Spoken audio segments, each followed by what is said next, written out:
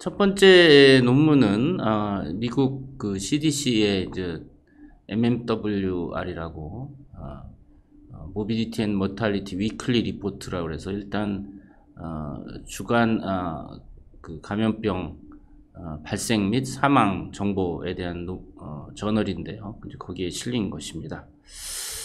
9월 18일 날 실렸고요.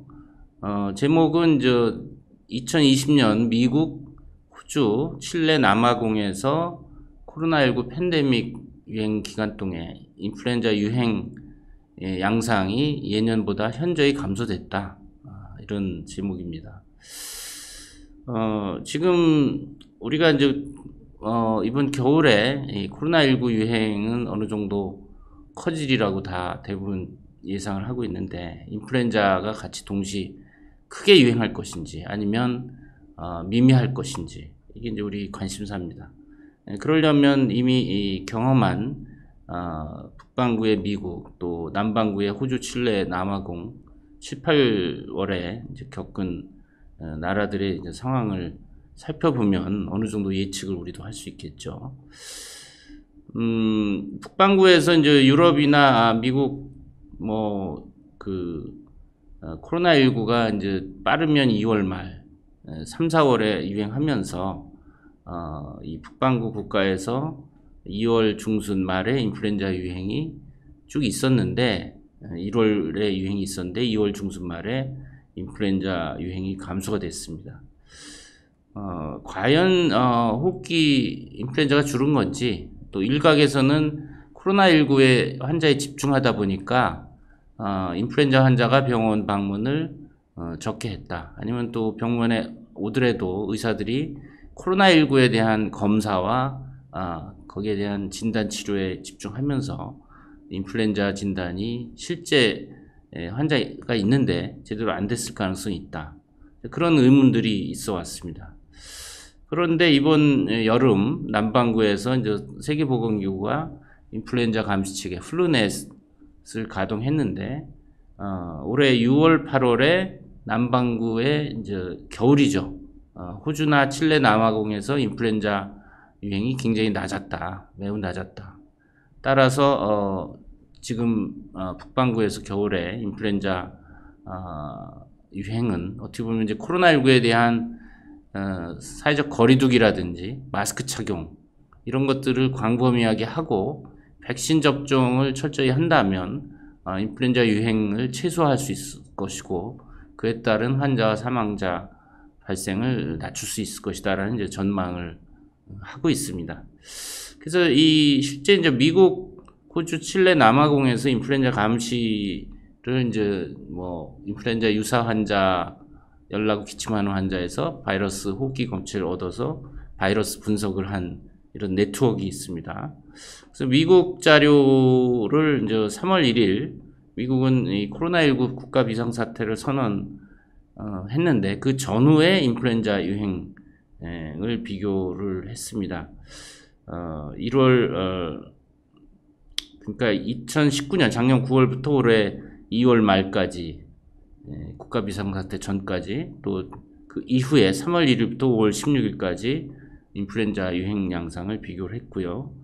또 남반구의 호주, 칠레, 남아공 인플루엔자 감시체계 자료를 4월부터 7월 자료를 2017년부터 올해까지 4개 절기 동안의 인플루엔자 유행 감시 자료를 분석을 해서 과연 코로나19 팬데믹 상황에서 이게 감소가 됐는지 그걸 본 자료입니다.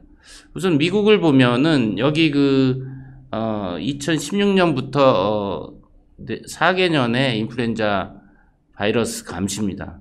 그 N쪽에는 인플루엔자 의사 환자에서 검체를 채취해서 바이러스가 양성률입니다. 밑에 0%부터 5%, 10% 해서 위에 이제 35%까지 올라가 있죠.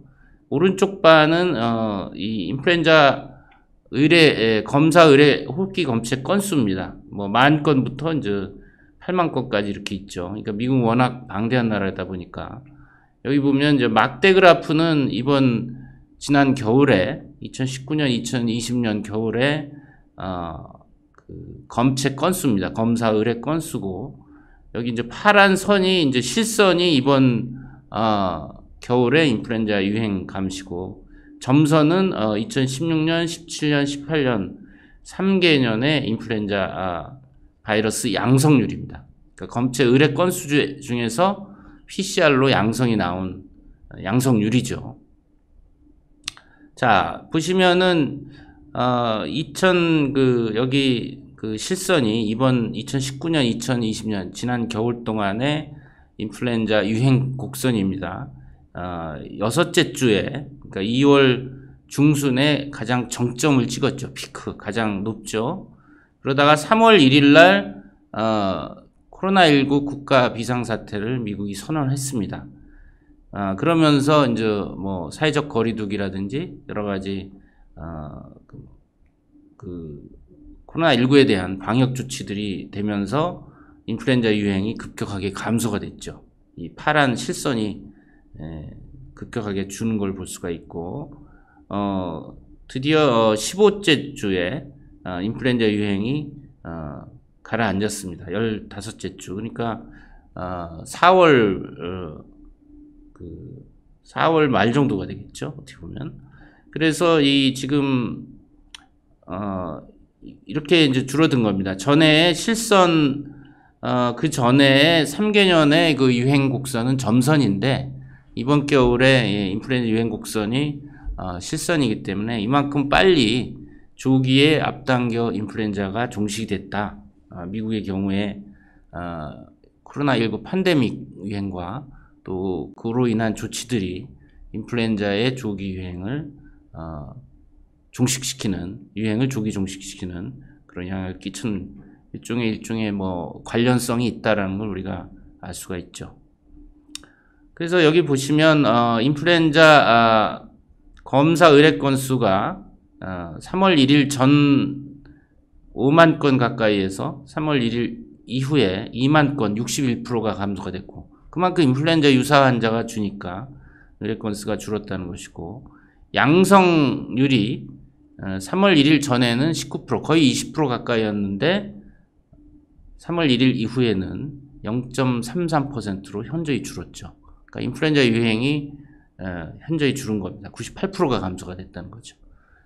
우리나라도 지난 논문에서 소개했지만 우리나라도 2월 말에 대구 경북에서 크게 유행하면서 3월 초에 급격하게 유행이 사라졌습니다. 인플루엔자 유행이 상당히 유사한 경향 결과를 보여준 바가 있습니다. 자, 그 다음에 이제 남반구의 호주에서 4월부터 8월이 겨울인데 2017년부터 2020년 이번 4월 8월 사이에 유행인데, 역시 마찬가지로 왼쪽에는 인플루엔자 바이러스 양성률, 오른쪽은 인플루엔자 바이러스 PCR 검사 의뢰 호기 검체 건수입니다. 여기서 보시면은 여기도 실선이 이번 여름에 이제 호주에서의 인플루엔자 양성률이고, 점선이 2017년부터 18년, 19년 3개년입니다.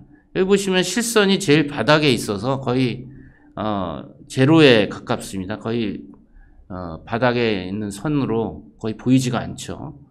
그래서 호주도 올해 14주 그러니까 3, 4월에 이제 환자가 코로나19가 생기면서 14일간 해외 유입자는 14일간 호텔의 자가격리, 그 다음에 16주째는 이제 항공사의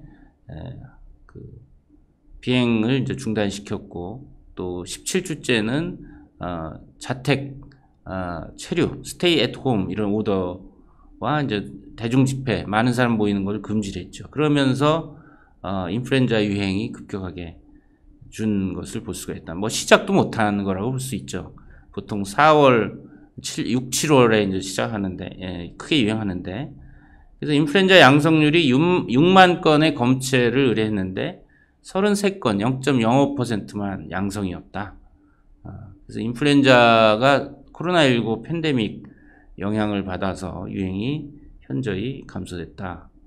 그 다음에 칠레의 경우도 마찬가지입니다. 뭐 같은 양식인데 칠레도 보면 뭐 거의 바닥에 그 인플루엔자 양성률 커브가 실선이 있습니다. 거의 뭐 20주째 조금 있었는데 칠레의 경우도 15주째 이제 3월 18일 날 이제 국가 비상사태를 선언하고 통행을 금지시키고 국제 항공 여행편도 중단하고 또 일부 지역은 이제 락다운 봉쇄를 했습니다. 강력하게.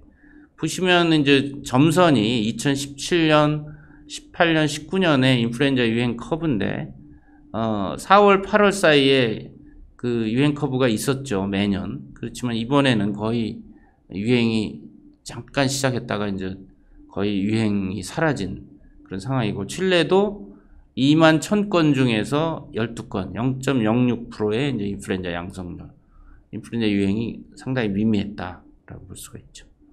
그 다음에 마지막으로 남아공입니다. 남아공도 보시면은 똑같습니다. 이거 2017년부터 2020년 이번 올해 4월, 8월 사이에 인플루엔자 유행 곡선인데 2017년, 18년, 19년 점선으로 보면은 4월하고 8월 사이에 되게 6, 7, 8에 이제 유행을 하는데 유행이 매년 있었던 걸 볼 수가 있는데 지금 올해 유행은 실선인데 거의 바닥에 있죠. 그러니까 4월 9일 날 이제 남아공만 해도 뭐 이제 코로나19가 늦게 도착을 했지만 워낙 뭐 에이즈라든지 인구 집단 그 대도시의 이제 밀집 시설은 굉장히 위험하기 때문에 전체 봉쇄를 했습니다. 토탈 록다운을 했습니다.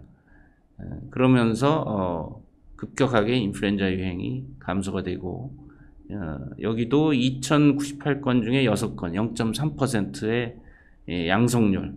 그래서 뭐 예년보다 이제 검사 의뢰 건수도 낮았지만 양성률은 뭐 현저히 낮아서 역시 이 코로나19 팬데믹 상황에서 인플루엔자가 유행을 잘 하지 못하는 그런 양상을 보였습니다. 그래서 마지막으로 이 연구의 이제 토의와 결론을 좀 말씀드리면 미국에서 3월 1일 코로나19 국가 비상사태 선언 후 2주 이내에 인플루엔자 유행이 급격히 감소했다. 아마도 코로나19 팬데믹에 대한 지역사회 이걸 커뮤니티 미티게이션 스트래티지 경감 전략, 그러니까 코로나19 유행을 차단하고 감소시키기 위한 휴교, 사회적 거리두기, 마스크 착용 등의 효과로 인플루엔자 유행이 감소가 됐다. 이것은 다른 나라, 북반구 다른 나라에서도 유사한, 또 남반구에서도 유사한 그 현상이